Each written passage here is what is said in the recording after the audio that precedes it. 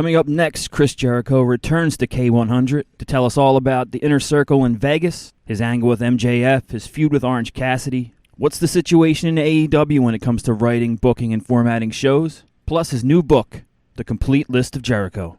Let me ask you this, because you lived through our era, which is you can now call old school, right? When you first started, when we all started with contemporaries.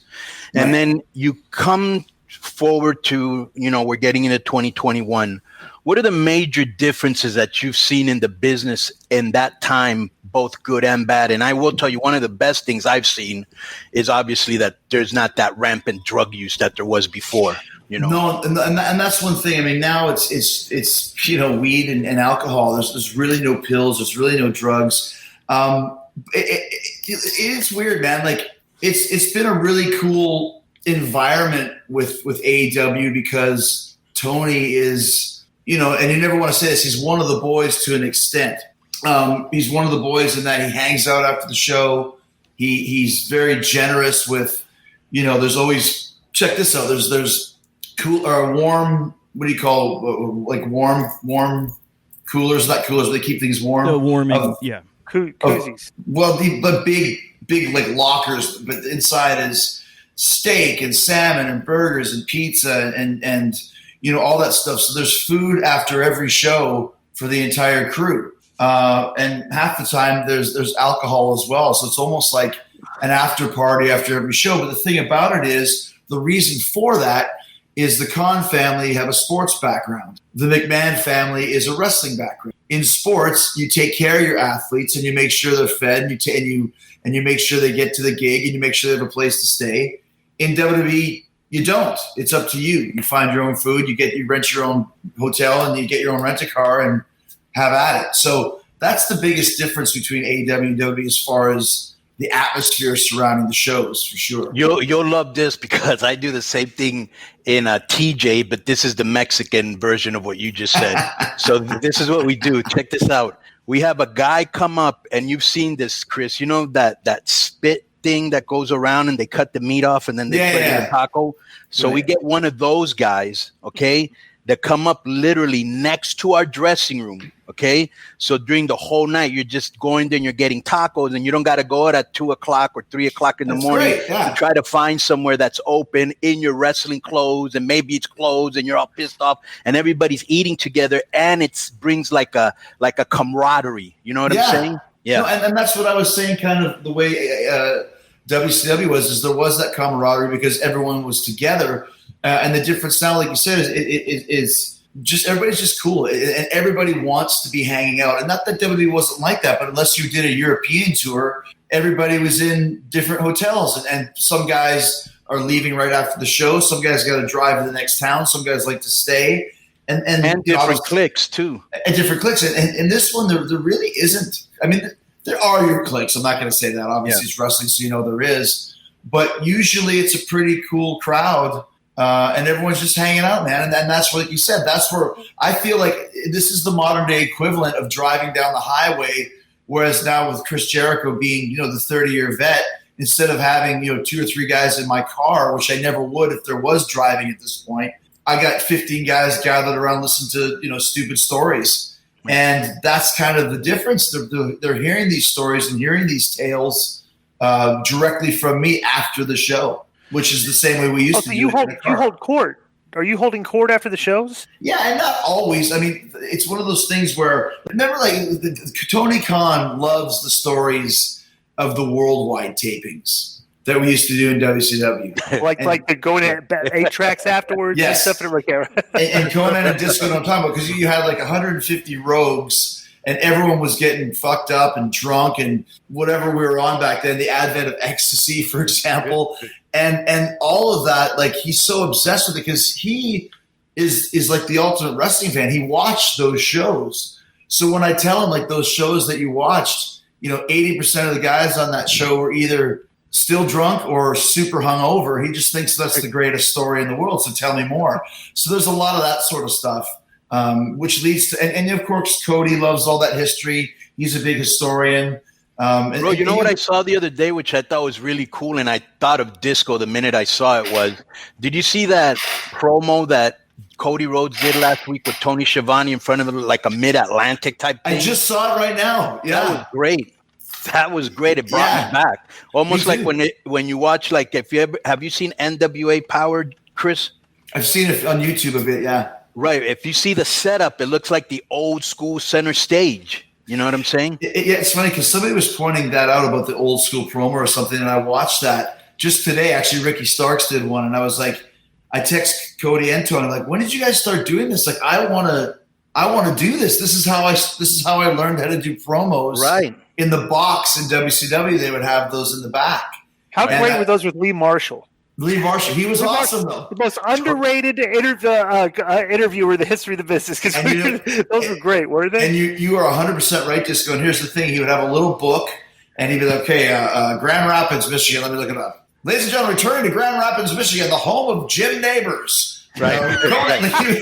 He would always have some little factoid in his little book. What a great guy. What a great voice. Yeah. And the extra gravy. He also did the Tony the Tiger, which I popped when I found out. And once you found out, you're like, holy shit, that's really his voice. Right. But you just nailed it there, man. That guy was a super underrated guy. And that's how I learned how to do promos in WCW was with Lee Marshall. Of course, Mean Gene, too, was the other genius that was always there. And the reason why is there was nothing to do during the day. So Penzer was like, why don't you come into the box, they called it, and just hang around and just listen. And so I remember I sat in the back, and you would see Arn Anderson and Sting, and sometimes Flair would come in. Or I remember leaving Rougeau's, like all these guys were good at cutting these promos, and they would have to cut 10 promos for the local shows in Peoria, Sheboygan, La Crosse, Wisconsin, and they just bang them out. Right. So I always just would watch these guys, and one day Luger didn't show up because he had to go to the gym or something like that. And they're like, well, who are we going to get? What about that guy sitting in the back? And I was like, me? And they're like, yeah. And Penzer's like, yeah, let him do a couple. So I did like 2. And then the next time I came back, and they were like, oh, give him another couple. And then I got 3. And then next thing you know, I was on the list of guys like, Sting and those guys were to cut these localized promos. And that's how I learned was with Gene and Lee, who could carry you through the promo even if you didn't know what you were saying. And that was the genius of it. It's unbelievable when you go back and watch those guys compared to the way it is now. Yes. It's like you have the interview people are like super scripted and look uncomfortable delivering stuff. These guys come across as so natural, and they're just like making up stuff as they go along and stuff, they're smooth, Gene was great at that. Like he was the best. Yeah. Both of them were, and Gene was obviously more on Nitro Live, but that's how, like I said, that's how I learned, because if you didn't know what to say, it was almost like being in the ring with a green guy. Like a great worker, an experienced worker could carry a green guy to a good match. Plus, Gene and Lee could carry you to a good interview. Right. And without trying to steal your heat. You know what I'm saying? Yeah, they're feuding. Like I was watching one the other day. I should send it to you guys. I sent it to Natty and TJ, and I actually sent it to Tony. It's Jimmy Hart, Bret Hart, and Neidhart, right? And Gene's just talking, and they're all doing their shit. And it's typical 80s promo. And then out of nowhere, Gene goes, so Anvil, you getting a lot of dates lately? And Anvil doesn't miss a beat. He's like, yeah, Gene, I've been getting a lot of dates. The ladies like me, and I can see why. And just the way he just fits right in, I was just fucking laughing. Yes, I get a lot of dates. As a matter of fact, I do. Like you can tell Gene was just fucking around. Right. And Jim just went with it. And it was so funny. Like you said, now the interviewers are given one line. So what do you think about your match? And it looks like the fourth take. Yeah, exactly. It's like, all right, let's just go with it. It's like, that's right. But we were very lucky, Chris, because we came from an era of great talkers. Because back then, if you remember, you had to try to talk the people into the arena, because that's how you got paid. Right. There were no guaranteed contracts, so you had to be able to spit some shit to get motherfuckers to come in and watch your shit. You know what I'm saying? That's exactly right, because that was the most important thing. And that's why, like, I thought it was cool for AEW to have that set up again, because, especially in our show, it's a 2-hour show, and the roster's so huge that it's hard to get promo time on the show.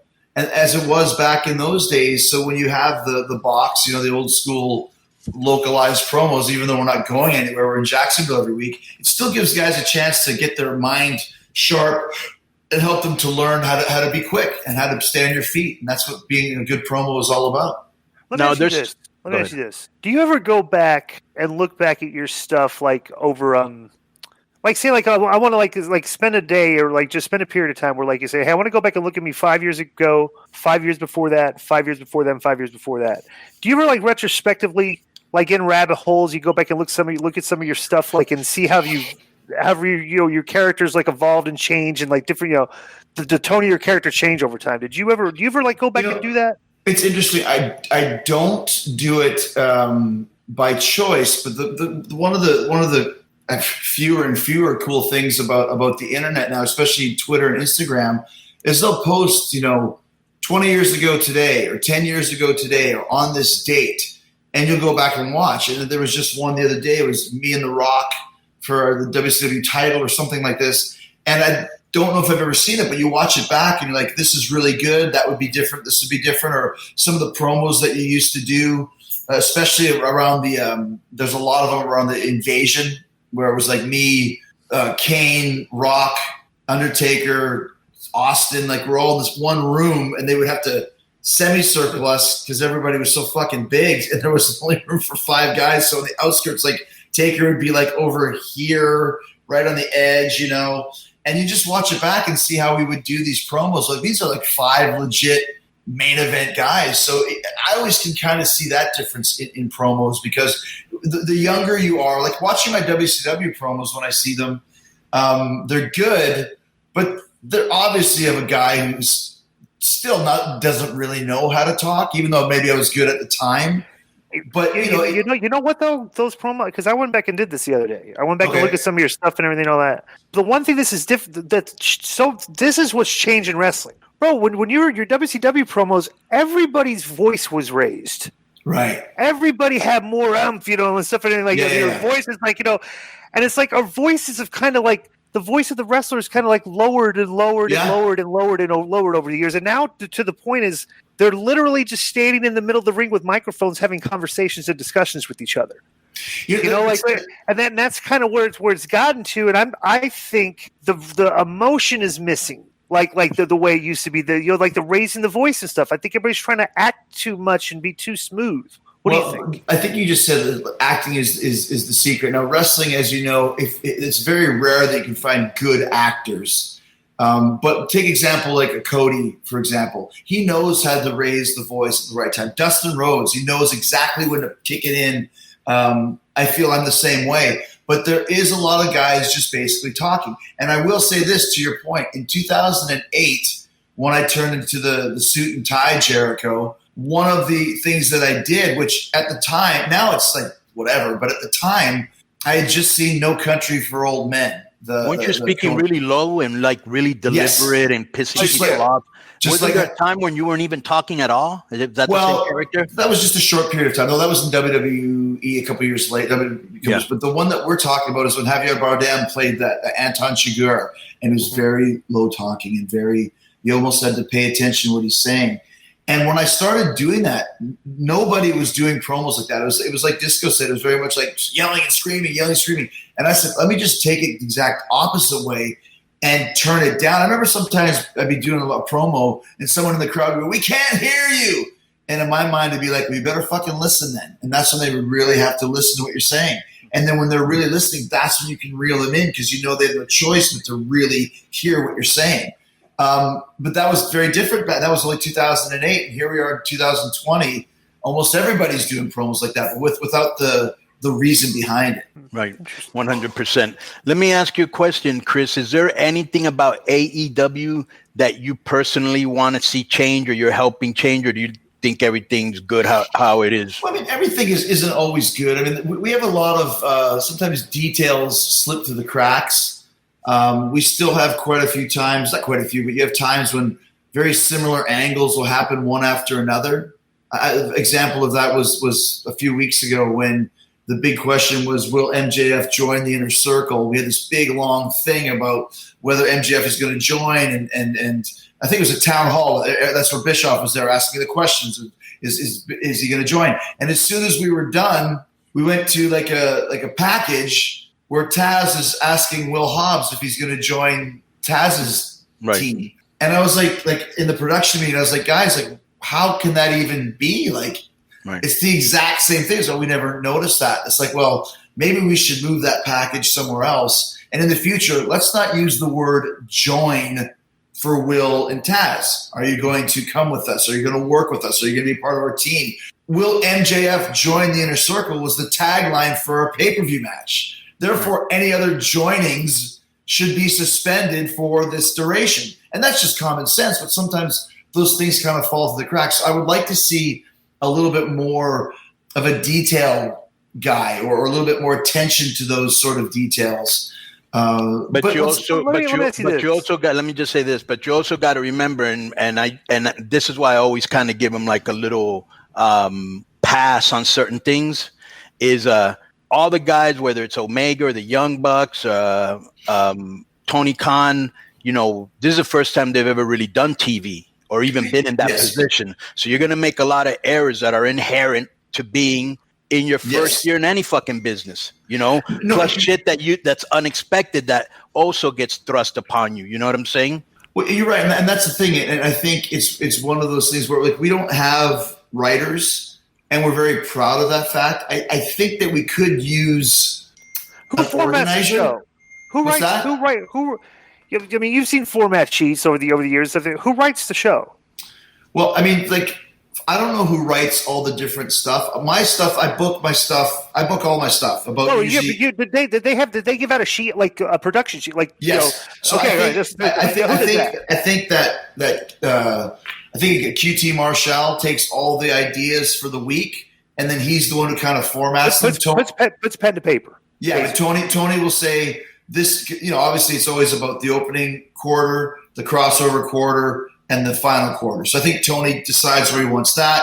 Then QT kind of, you know, shakes up the rest. And then Tony goes through it and kind of says, okay, this is good, or we need a package here. So it's a weekly kind of collaborative process for sure. So you got this angle with MJF, and like I said, I went back over your career and like saw all these different, you know, pieces of your character and angles and stuff, like the way you talked and stuff, everything. But this is like the first time you've ever done like an angle that's based on like it's been straight comedic. You know, how do you like at some point? Where do you think, like, you know, when I turn this angle on, is it going to get like you're going to surprise me and it's going to turn serious? Because the thing is, with this thing, me and Konnan have been critical, is that the show there's a lot of humor on this show. And it's like sometimes we think there's too much humor, not enough heat, and then there isn't enough heat. So when we see something like this, it's like it's very entertaining, but it's like it's comedic entertaining. And I'm just wondering where's the heat, you know, going to start kicking in and stuff for stuff like this. Well, once again, I'm not your garden variety guy, so I don't write week by week like most people do, and most companies do. And I mean, I did 14 weeks with Orange Cassidy that, you know, had all sorts of different emotions, and I don't think anybody's ever gone 14 weeks with Orange Cassidy, especially in the middle of a pandemic, and kept it interesting and made it a money drawing. Bro, I think, and I argue this with Disco all the time, I actually think that he's maybe the main character or one of the main characters, Matt Hardy being the other one, who suffers a lot from not having a live crowd. Oh, absolutely, and that's my point. Like, we did it 14 weeks and made it entertaining with no live crowd, which was his biggest thing. So we added some more layers to Orange Cassidy, which then makes him more of a viable big player for us. Just because I start a story, when did we start? I think at the end of beginning of October with MJF. When you guys drove up in the car, Tony was there. Yes, that was like 7 weeks ago, right? 6-7 weeks ago. Yeah, I mean that was the night after the pay-per-view with Orange Cassidy. So that could be, basically 6-7 weeks ago. So here we are 7 weeks in, and now MJF is in the Inner Circle. And, you know, you don't know if we're going another month, another week, another 6 months. You have no idea what we have planned. And that's always the idea because, comedy, funny comedy is rare. I know how to do it, but I also know when to be serious as well. And that's why a couple of weeks ago when I was on commentary, MJF attacked me. No one saw that coming. We let them know this wasn't going to be a finger poke of doom. And then when we had the match, it was very serious until the finish, which you pretty much have to do that sort of Eddie Guerrero finish for where we're going. My feuds always have heat. They always have a beginning, a middle, and an end, and it's always planned out accordingly. Sometimes you might just have to wait, But isn't that what good storytelling is? Well, would you agree that on the rest of the show, you guys don't book a lot of heat? That's not up to me. I'm not the booker of anybody else. I'm the booker of my stuff. And I also learned here. Do you have that in your contract? Is this the first? Do you have creative control? Have you ever had that before? No, I don't have creative control. It's just that because creative we don't respect, I guess. Well, I mean, just because I have ideas. Well, he knows what he's doing, bro. Yeah, I mean, obviously. If you have a guy, and that's how I work too. Right. If I have a guy that has ideas, go ahead and I'll edit it, or I don't need to touch it. I don't. And that's exactly right. And because I understand, like, there has to be big chunks. And I did it with the whole Moxley story. I did it with the whole Cody story. I did it with the whole Orange Cassidy, and now with the whole MJF. So all of those stories, I think Moxley was 12 weeks and Cody was, 10 or 12 weeks. And we could have probably even gone longer with that one. But in order to encapsulate and have a story, there has to be ups and downs. And the original idea, the original connection with MJF and I is the comedic element, because we're very similar characters. But don't think that this is going to be a doink and dink, finish. There's a lot more to it behind that. And the idea, once again, is to make everybody a bigger star coming out of it than they did going in. And I also am watching, what are people enjoying? What are they seeing? They really love these elements with us. I mean, the thing that we did in Vegas, which Konnan was there for, I mean, it's hilarious. I mean, it's like the dinner debonair. You've never seen a song and dance routine. And I get it. Some people are going to hate that, and that's fine. At this point in my career, all I'm about is entertaining and being creatively stimulated and not doing the same old. Plus, if you don't take a chance, you don't know if it don't work. How can you know if it doesn't work? You know what I'm saying? And I also came up in wrestling in 80s WWF. Right. Yes, we love Hogan and Andre. Yes, we love Steamboat and Savage. Don't forget, Steamboat and Savage was based all around George the Animal Steele, the most ridiculous character of all time. People forget that. But there was also, too, fucking Harley Race and Jim Duggan fighting with a big giant salmon in catering and dumping punch bowls over each other. There's still Vince McMahon singing Stand Back with Hulk Hogan playing bass in the background. The Slammies. I love that stuff. I always did. And Vince loves that stuff. And that's why, let me try some stuff. Listen, song and dance routine, I wouldn't do that with anybody. That was MJF's original idea, by the way. The guy is a child prodigy. He's been singing and dancing since he was 5 years old. So I thought, if there's ever a time to try it, let's do it. Are we going to do it every week? No. Is it something that people will always remember? Yes. I wish you would do it every week. I mean, you could. You know what I mean? So I've never been afraid to take a chance with these things, because I'm really confident that if we commit to it and we be smart about it, and also my view of comedy is you always play it straight. WWE comedy is dick and fart jokes. That's why a lot of that doesn't work, or just stupid trying to be funny. They're not funny. Right. Like, that's the comedy's absolutely just not funny. Yeah, and I learned in when I did the Groundlings. Of course, the famous Groundlings where Will Ferrell started, and Paul Rubens and what's her name? Freaking the funniest chick in America from Saturday Night Live. Her name escapes me right now. Kristen Wiig. Oh, okay. They tell you in the Groundlings, don't try and be funny, because when you try and be funny, it's never funny. And that's been my whole attitude with all these comedy segments. That's very true, bro. That's very true. When you try to force to be funny, you usually aren't. John McClane on Die Hard is like an action character that has funny moments because he's a good character. Not that he's like a comedic guy, So it's like, yeah, exactly. And because he plays it straight, and that is to me the secret of Jericho's sense of humor. It also comes completely from Christopher Guest movies, Spinal Tap, Waiting for Guffman, Mighty Wind. All of the stuff I do, if you watch it, you'll always see little elements of those movies, because those movies to me are comedic genius. And the reason why is no one's trying to be funny. It's just this ridiculous situations that they're put in. Like I said, like when you guys, I don't know, when is this airing? Thursday, yeah. Okay, so you've seen it. There's a scene in the Vegas thing where we're in actually the real life giant hotel suite where The Hangover took place, and we trashed it. That's tremendous. And when you see it, it's like so the inner circle goes out partying, and at the end of it, we all like on the same rooftop, screaming, yelling, "Go to black!" Come out of black, and suddenly here's the finish. And we're walking down. I said, Elvis is in the inner circle now.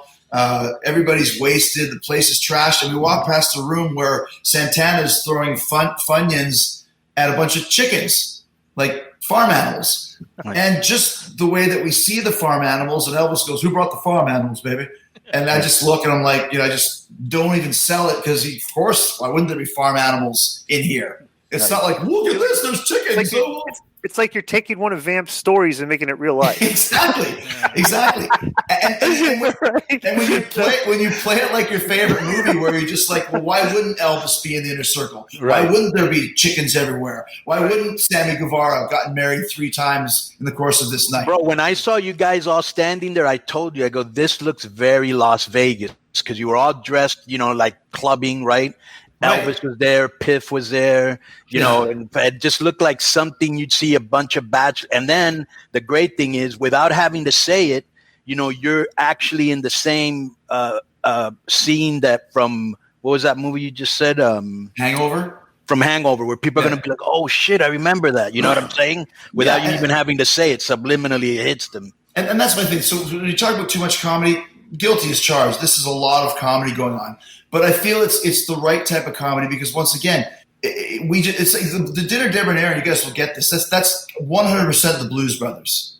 The Blues Brothers are having this intense conversation about how they're going to save the orphanage, and then suddenly they go to Ray's music shop to buy new instruments, and a huge, giant song and dance, Shake Your Tail Feather breaks out. They're all into it. They're all dancing choreography, and as soon as it ends, the moment it ends, they just go right back to talking again. Right. That's funny to me. I think the only thing missing from that was the guy doing the backflips. So you got another book coming out, huh? Well, I mean, the thing is, it's funny because I just had my 30th anniversary. Let me ask you a question before you continue. Sure. Please tell me that somewhere in the book you slander and use violent, vehement language towards Glenn Gilberti. I actually don't. Here's the thing. You guys that's an admission of guilt for the previous 2 books where my name was maliciously slandered, so that you felt bad, you felt guilty, and now you decided not to put anything in this one. But what this book is, though, let me explain. This is the Keep It 100. I remember it's hard to get a word in edgewise. It's much better though when we can actually see each other. Right. That makes it a lot better. That's one good thing about the pandemic is everybody switched to StreamYard and Zoom, and it's actually more fun. It's much better. Right. So I had my 30th anniversary in the business, and I have kept a list of every single match I've ever had. Starting on October 2nd, 1990, I have it right over here. The exact piece of paper that I wrote.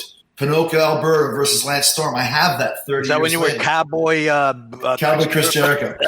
So I have every single match. So what I wanted to do was put it all together kind of like in a big, almost like a coffee table book, and release it as the complete list of Jericho. So what I did is that's the crux of it is the matches. And then I have, do you have description? Do you have our infamous what was it? Salina, Kansas, yeah. I mean, did you have that? But are there any notes on that, or do you actually? There's no notes that said that. No notes that said you fell on the way to the ring and killed all your heat. Right.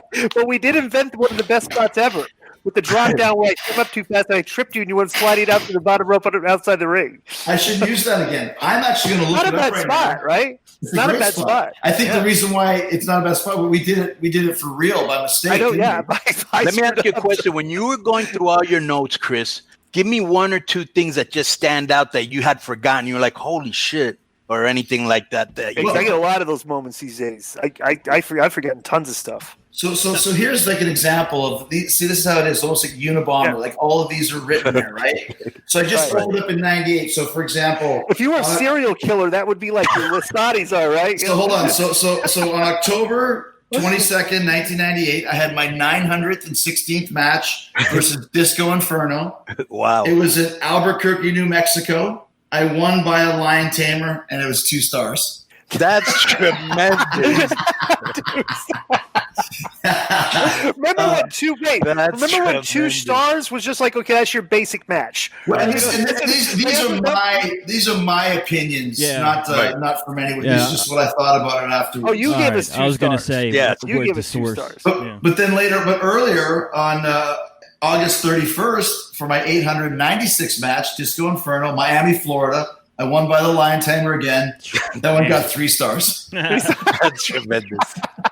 I had good heat. And, were you the heel probably back then? I don't know. We were like 50-50. I think we were. Yeah, I think I was probably the heel back then because you were a good babyface. And this is one thing that I mentioned in the book, like favorite opponents in WCW, favorite opponents in Japan, favorite opponents, everywhere in Mexico. So for WCW, I didn't want to list, Rey Mysterio again or whoever, Chris Benoit again. So I believe Disco actually made one of the favorite opponents because we always had fun working matches together. The crowd was always in the match. The crowd was always like high, right? I remember we did the thing when I first started doing that. When I put that thing in, when you put me in the lion tamer, and I said, "Oh, crawl to the ropes, crawl," and then right before I get there, pull me back in, and then tap me out. And that was good. They got a good, good pop in the crowd, So So that's what I thought. The reason why I wanted to put this out is nobody that I know has ever kept a list of every match they've ever had, especially someone who's been doing it for 30 years. Wait, Frankie Kazarian does though. He that's what he told me. I didn't know that, but he's only got 22 years, so maybe. What if when your book comes out, it goes into Google and stuff, everything, and they match it up with the FBI database, and they found a bunch of missing persons, unsolved murder mysteries on those exact dates and all those exact towns. It's funny. Dr. Luther pitched me an idea of a movie that he was working on, where it was like a Dexter type serial killer, except for he was a territorial wrestler. So he would come into a territory, kill a bunch of people, and then right when it was time that the cops were starting to catch on, he'd fuck off to the next territory and do it all over again. So that's tremendous. And we've got the perfect guy to play the Dexter part, Dave Gin and Juicin and Molly Meltzer. Yeah, right. Oh my God. Jesus. That's supposed to be coming back, right? Yeah. Coming back, which is good because the finale of that show was the shits. Terrible. Okay, so what do you got going on, man? What do you want to plug or anything else that you want to tell the people? Before you leave, I just want to say this, bro. I always used to say that Jimmy Hart was the hardest working man in wrestling. Now it's actually me, but I'm going to move I'm just kidding. Bro, you're the hardest working guy in wrestling, but is there anything outside of wrestling that you still want to do?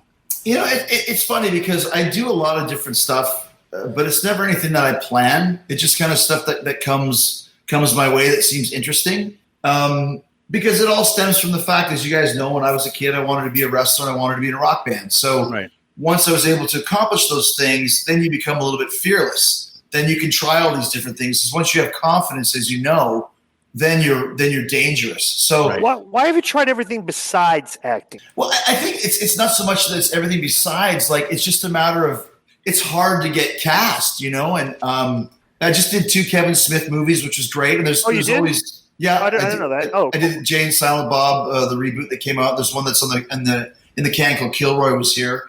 So just a matter of building up the resume, and stuff always comes through. It's just a matter of, like, for example, I just got offered a movie where they're filming in New Zealand, and it's an offer, and this guy called Ty West is a pretty good director, and it's like, I'm not going to go to New Zealand right now and spend 2 weeks in a fucking hotel room like Chavo had to do before you can even go out in the streets. Are you kidding me? Oh, you got to go quarantine for 2 weeks before you. Isn't that ridiculous? You get there and you can't even get tested. You just have to quarantine. It's so stupid. In a room. And that's what all these guys in New Japan had to do for the G1 Climax. And I'm sorry, man. I can't sit in one room for an hour, never mind 2 weeks. Right. It's just not worth it. So once again, a lot of times there's projects like that. There was a big Tyler Perry movie that I got an offer for a few years ago where I had something else I just could not make. Are you going to be the White Medea? Nothing. That was one of those, like, does he have a Halloween movie like Medea's Halloween Scream? I was supposed to be like the crotchety neighbor or something in that one. Yeah. Well, bro, like I said before, you're the hardest working guy in wrestling. You're one of my best friends, Disco also. What do you want to plug before you get out of here? Anything else you want? Nothing, man. Like I said, it's just always a pleasure to talk to you guys. And if you want to check out the book, it's Jericho30.com. And the funny thing is, it's so funny. Like, COVID has thrown a lot of things off, apparently including book publishing. I'm like, why can't we publish this earlier? Well, because of the corona. I'm like, so corona is fucking up the book publishing, like online, but it doesn't. Who makes actually buys actual books anyway? Dude, right. There's a new little bit of the Bubbly, right?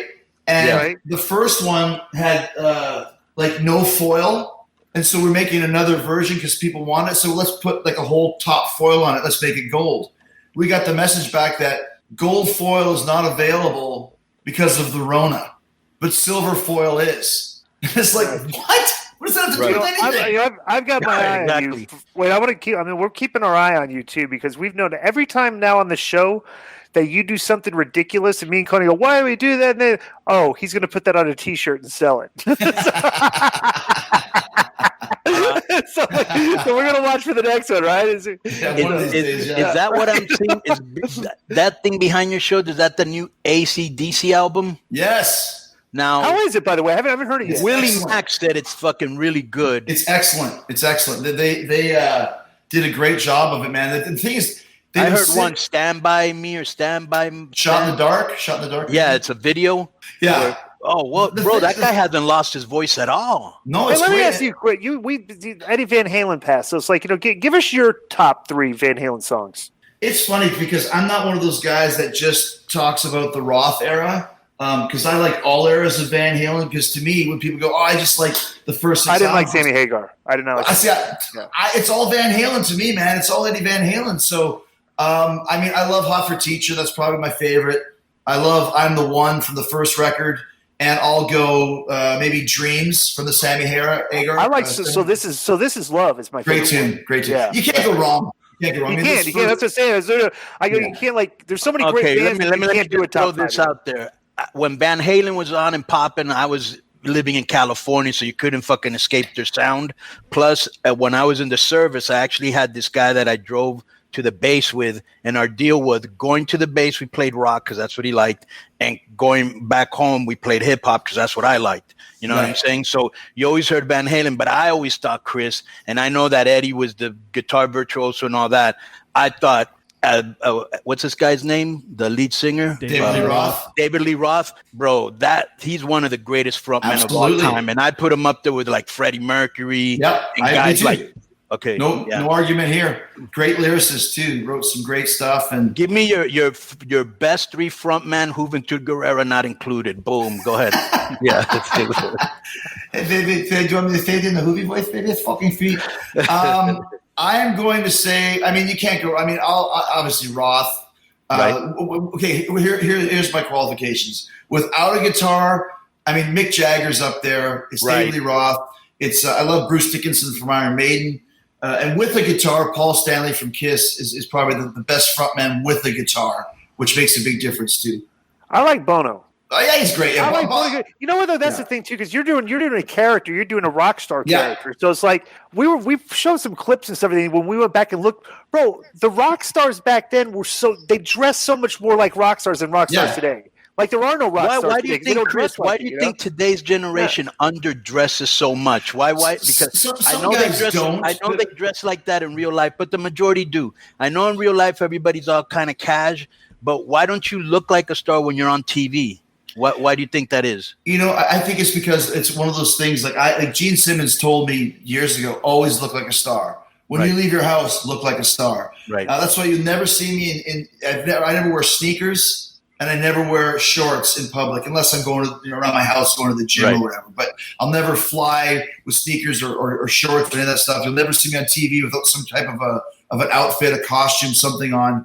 For that reason, because people want to see larger than life heroes, you know what I mean? And that's the thing. And a lot of times I think guys got a little lazy over the years, and plus times were different. It was a little more flamboyant in those days. But when I go to a rock show, I still love seeing, especially the singer, wear something where you go, that looks fucking cool. Yeah. Right. But plus, we came from that great era whether it was Mick Jagger or Michael Jackson or Prince or, you know what I'm saying? Yeah. That they were all over the top. Everybody looked cool. Elton John. Yeah, right. Yeah. All right. We gotta let him. It's about quarter after, so you gotta wrap up. Chris, thank you very much for being on. Keeping it 100. Don't forget to get Chris's book. Boom.